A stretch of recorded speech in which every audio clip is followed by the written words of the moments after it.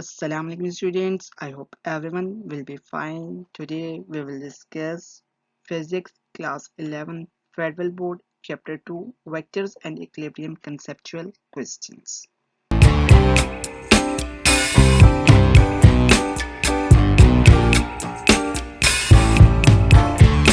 Question number 1 है जी, is it possible to add three vectors of equal magnitude but opposite directions to get a null vector? Illustrate with a diagram. क्या ये possible है कि हम three vectors को add करें जिनका magnitude equal हो बट उनकी जो डायरेक्शन जब अपोजिट हो to get the null vector? Illustrate with a diagram. Yes, it is possible to add three vectors of equal magnitude but opposite direction to get a null vector. ये possible है कि हम तीन vectors को लें जिनका magnitude equal हो लेकिन उनकी डायरेक्शन जो है वो अपोजिट्स हो और जब हम उनको ऐड करेंगे तो हमारे पास रिजल्टेंट जो है वो जीरो आ जाएगा यानी कि नल वेक्टर. अब कंसिडर कर लेते हैं हम वेक्टर ए की direction this one, vector B की direction this one and vector C की डायरेक्शन दिस वन. नाउ अब हम हेड टू टेल रूल के तहत इन तीनों वेक्टर्स ए बी एंड सी को ऐड करेंगे. तो हम क्या करेंगे, सबसे पहले वेक्टर ए ड्रॉ करेंगे जो जिसकी डायरेक्शन होगी this one, then vector B this one, then vector C this one. और जब हम इन तीनों को ऐड करेंगे तो हमारे पास क्या होगा, क्लोज ट्राइंगल फॉर्म होगा जिसका मतलब ये है कि जो हमारे पास रिजल्टेंट है वो क्या है, नल वेक्टर है. a plus b plus c is equivalent to 0. This is vector a, b and then c. Now question 2. The magnitude of three vectors are 2 meters, 3 meters and 5 meters respectively. The directions are at your disposal. Can these three vectors be added to yield zero vector? Illustrate with a diagram. हमें तीन vectors का magnitude दिया हुआ है 2 metre, 3 metre और 5 metre.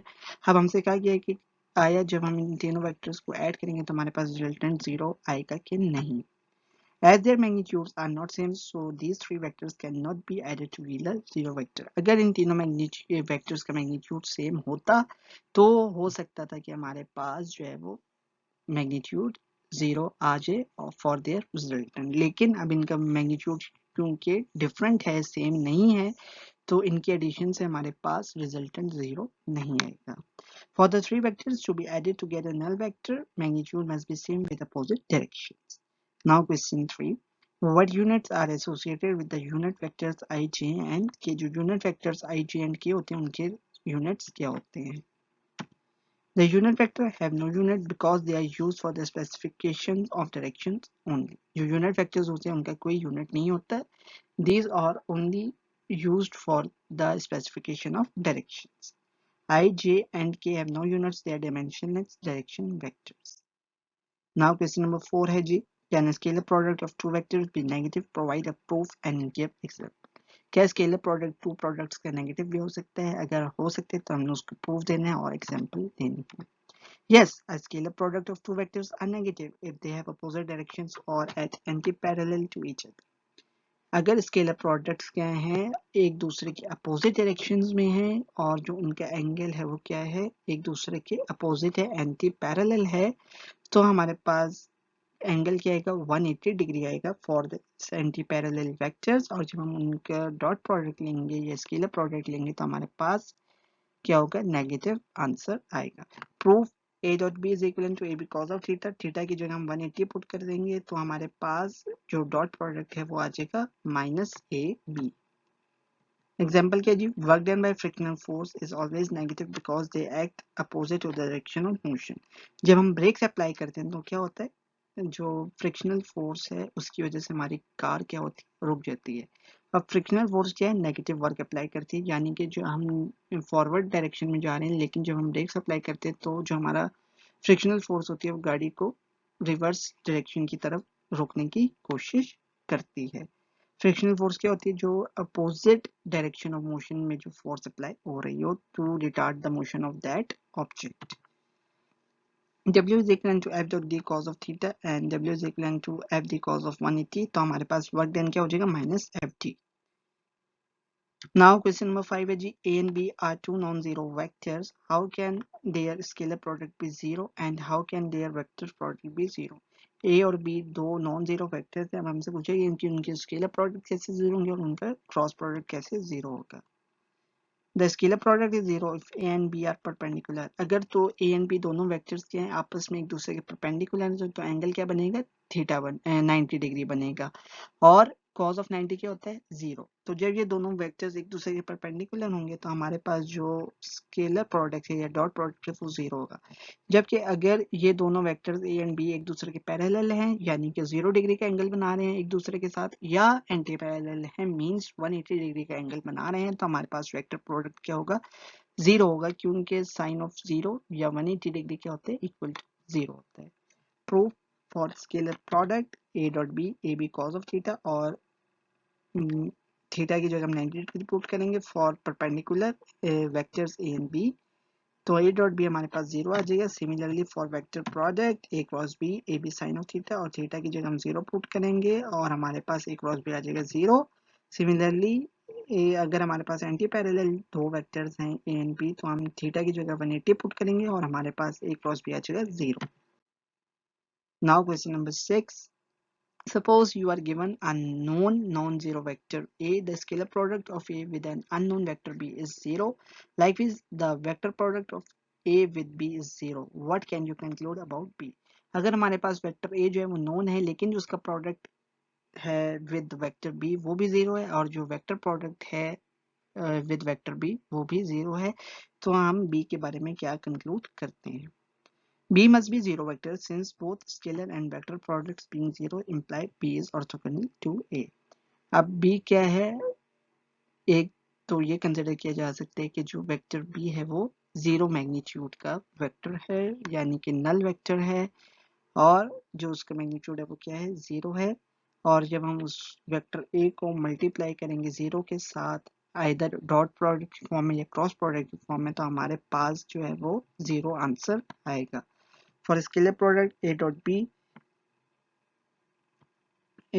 cos of theta, और a dot b क्या है, 0 into 0 cos of 90, तो हमारे पास 0 ही आएगा। For vector product a b sin of theta, a b 0 into 0 sin of 90, तो हमारे पास a cross b भी क्या आएगा, 0 आएगा।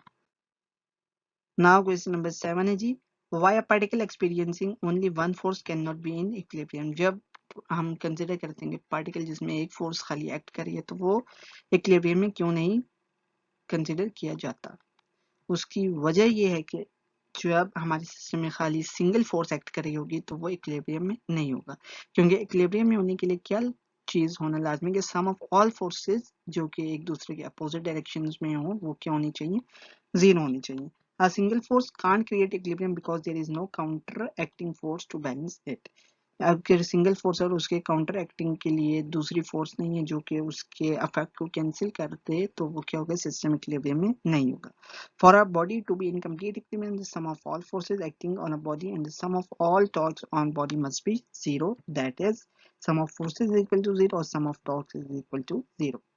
If only one force acting on a body, there is no counteracting force. अगर सिंगल फोर्स करे तो उसके काउंटरएक्टिंग कोई फोर्स एक्ट नहीं कर रही, इसलिए जो हमारी कंडीशंस इक्विलिब्रियम की वो सेटिस्फाई नहीं हो रही। So sum of forces is not equal to zero and sum of torque is not equal to zero. इसका क्या मतलब है कि हमारे पास दो कंडीशन सेटिस्फाई नहीं हो रही। जो फर्स्ट कंडीशन है sum of forces equal to zero और सेकंड कंडीशन है sum of torque is equal to zero, ये दोनों कंडीशन सेटिस्फाई नहीं हो रही, तो इसका क्या मतलब है, जो हमारे पास पार्टिकल वो इक्विलिब्रियम में नहीं है, hence the body will not be in equilibrium. Now question number 8 है जी, to open a door that has the handle on the right end hangs on the left, a torque must be applied. Either torque clockwise or counterclockwise when viewed from the above. Does your answer depend on whether the door opens towards or away from you? अब हमें कहा गया कि हमने door को open करना है जिसका हैंडल राइट साइड पे और जो हिंग है वो लेफ्ट साइड पे है, और उसको ओपन करने के लिए हमने क्या करना है, टॉर्क को अप्लाई करना है। अब हमने बताना है कि आया उस टॉर्क की डायरेक्शन क्लॉकवाइज होगी या काउंटर क्लॉकवाइज होगी जब हम उसको अप साइड से या अप अबव देखेंगे। अब हमने बताना है कि जो हमारा आंसर है वो डिपेंड करता है कि आइदर जो डोर है वो हमारी तरफ खुल रही है या हमसे दूर खुल रही है। In this case, in order to open the door, we should apply clockwise torque, and in order to close the torque, apply anti-clockwise torque. जो हमारे पास गिवन केस है जिसमें हमारा हैंडल जो है वो राइट साइड पे और हिंग जो है वो लेफ्ट साइड पे, तो हमने क्या करना है, टॉर्क जो है वो क्लॉकवाइज लगाना है। कब? जब हमने डोर को ओपन करना है। और टॉर्क हमने एंटी क्लॉकवाइज लगाना है। कब? जब हमने डोर को क्लोज करना है। If door opens towards you then torque is clockwise. अगर डोर हमारी तरफ खुलती है तो टॉर्क क्या होगा? क्लॉकवाइज होगा। लेकिन अगर डोर हमारे से दूर खुलती है, यानी कि अवे खुलती है, तो उसके लिए टॉर्क क्या होगा? Anti clockwise. Now, question number 9. Explain the warning. Never use a large wrench to tighten a small bolt. ये वार्निंग होती है कि जब हमने स्मॉल नट या बोल्ट को टाइट करना है तो हमें बड़े साइज का रेंच इस्तेमाल नहीं करना चाहिए। उसकी वजह क्या है? Since the magnitude of torque depend upon moment arm, जो मैग्नीट्यूड होता है टॉर्क का वो डिपेंड करता है मोमेंट आर्म के ऊपर। और जो टॉर्क का फॉर्मूला होता है वो क्या होता है? आर क्रॉस एफ, यानी कि जैसे जैसे हमारा मोमेंट आर्म बढ़ता जाएगा टॉर्क भी क्या होगा? बढ़ता जाएगा। Greater the moment arm, greater will be the torque and vice versa. This large amount of torque can slip the nut and hence the bolt may be damaged or break the bolt due to excessive forces. और जब ज्यादा torque होगा तो क्या होगा? जो नट है वो स्लिप हो जाएगा और उससे दूसरा इफेक्ट ये पता सकता है कि हमारा जो बोल्ट है वो डैमेज हो जाए या बिल्कुल ही टूट जाए bolt due to excessive forces. Now question number 10 is a central force is one that is always directed towards the same point. Can a central force give rise to a torque about that point? जो central force क्या होती है? जो direct हो towards the same point. अब पूछा गया कि जो central force है क्या वो torque को rise दे सकती है उस point के against? No, a central force cannot give rise to a torque about that point. जो central force है वो torque को rise नहीं दे सकती। प्रूफ क्या है जी? T is equal to R F multiply by sine of theta. अब जो हमारे पास सेंटर पॉइंट जब आ गया, सेंट्रल फोर्स आ गई, तो मींस क्या है? वो मोमेंट आर्म से पास आउट हो रही है। तो जब मोमेंट आर्म से पास आउट हो तो हमारे पास आर क्या हो गया? जीरो हो गया। तो जब आर जीरो हो गया तो हमारे पास टॉर्क क्या हो गया? जीरो हो गया। तो सेंट्रल फोर्स है वो टॉर्क को राइज नहीं देती। Now that's all about the conceptual questions of chapter number 2. Thanks for watching. Please like my video and share my videos to your friends and press the bell icon for the subscription in order to get a notification for all the videos which we uploaded in future. Inshallah, in our next video, we will discuss Physics Class 11 Chapter 2 Comprehensive Questions. Till that time, take care. Allah Hafiz.